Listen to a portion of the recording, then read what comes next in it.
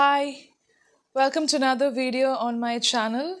This is the second part to the previous one. So the previous one was all about the answers, answering your inquiries, your emails, all the doubts and clarification. Please pay attention to that, okay? Now I want to talk about the perfect tenses. There's a lot of confusion that's going on amidst learners and trainers and teachers regarding perfect tenses. And why I'm creating this video is because I feel that I need to clarify this. I'll give you the reason just in few seconds shortly. I have been creating videos on perfect tenses and you can scroll down and find those videos. Yes, I've put in here. So please look at the thumbnail and find those videos and listen to it completely. I do not encourage learning grammar separately. You have to learn it from a context. Grammar books will not give you the complete understanding, or you will not be able to completely comprehend a portion of grammar by just reading grammar books. That's very important to realize and identify with, okay? Now coming to perfect tenses, I'm speaking about this generally. I'm not going to teach you anything and I'm not going to include many grammar topics in the future, but some strategies that I really feel is creating confusion amidst learners and trainers. Recently, I came across a YouTube channel. I don't want to mention the channel.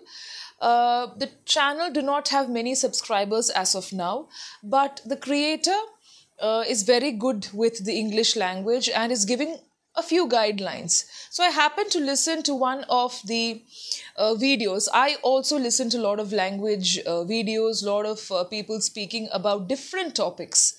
So I happened to listen to this particular video and some wrong guidelines were shared with the learner. So when a beginner listens to it, then it is possible that you establish all these points by heart, or sometimes some people have got the habit of learning things, the structure by heart. So all that can really interfere with your future learning, your progress and evolution as a learner of the English language.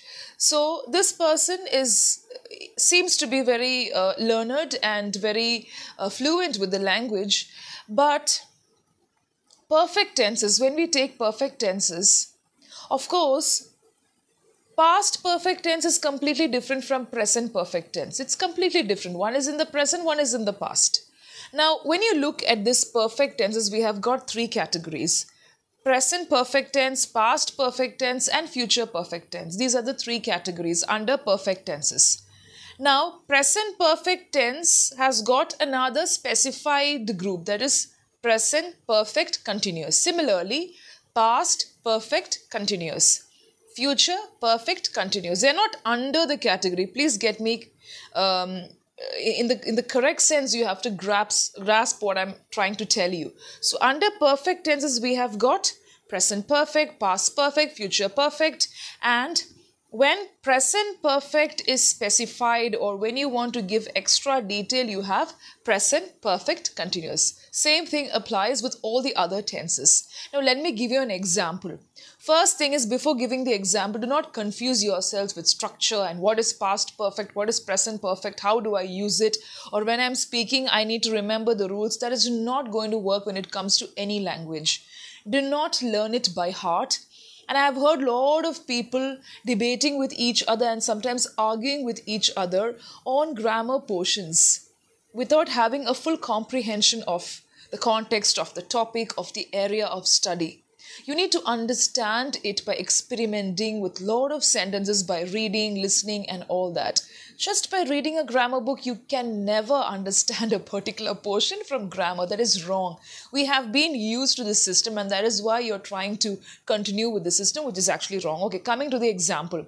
I'll give you two sentences from present perfect. Okay, it falls under perfect tenses. She has given gifts. Okay, so suppose somebody comes and asks me, were the gifts distributed? So I say, yes, Lydia has given the gifts. She has given gifts. So it's an information that I'm getting from a person.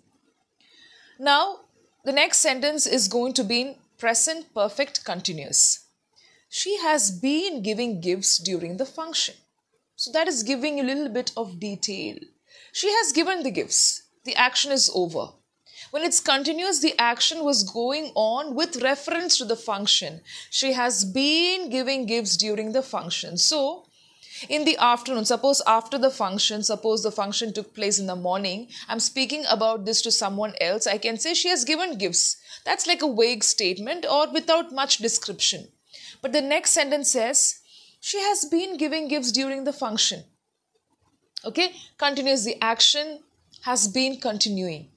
That is the difference. So there is a very small difference between these two tenses, but they are not poles apart. Of course, past perfect and present perfect, these two tenses are poles apart. But when you speak about present perfect tense and present perfect continuous, there is a small difference. One, the action probably could have got completed, but the next one, the action is ongoing, it is progressing, it's continuing. There is a difference. That's how we have learned, right? So, she has given gifts. Okay, Lydia has given gifts. She has been giving gifts during the function. So that's like giving more detail. Yes, she was giving gifts throughout the function. Otherwise, she has given gifts. It's just like one line where, yes, the action is completed. But I'm giving you more details. Throughout the function, she has been giving gifts. So, there's a very small difference. So you have perfect tenses, present perfect tense, and then the present perfect continuous tense that is like a specification of the same category. Sometimes it can be poles apart, but it's based on the context. Now, in this context, if I'm asking someone where the gifts distributed, Lydia has given gifts. Vague. Suppose I ask the next person where the gifts distributed. Yes, Lydia has given the gifts. She has been giving gifts during the function.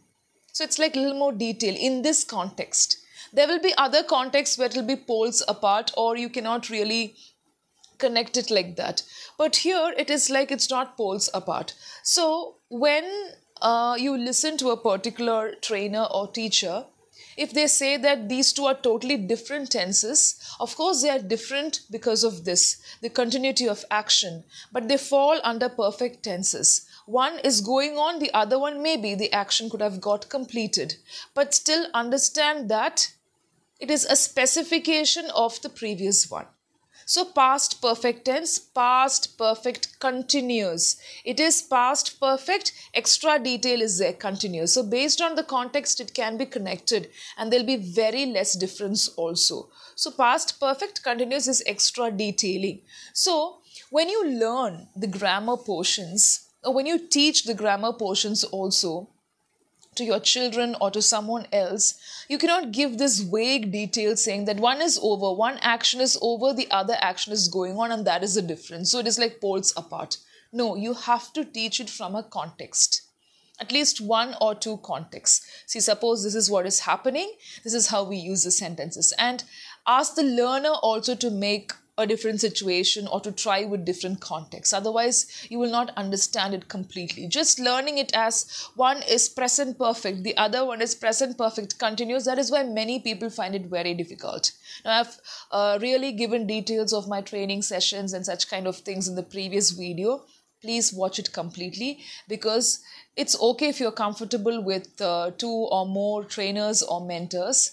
You have a lot of people on YouTube creating beautiful content on the English language, and you can really work on all the channels. Like it's like you work with the content of all the channels, expose yourself to different people speaking about the same topic. But be careful when wrong guidelines are given. That is why I'm asking you to listen to the same topic from different people.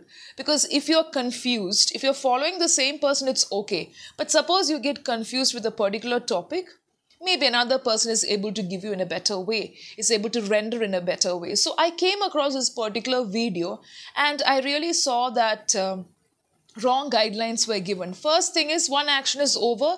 Whenever one action is over, it is perfect tense.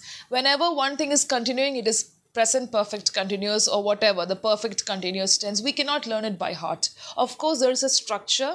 You have to comprehend and you have to understand the structure, but that's it. You have to work with those sentences and structure to comprehend it completely and to use it in your daily life also. All right. So thank you so much for listening to me and namaste. Bye-bye. Take care.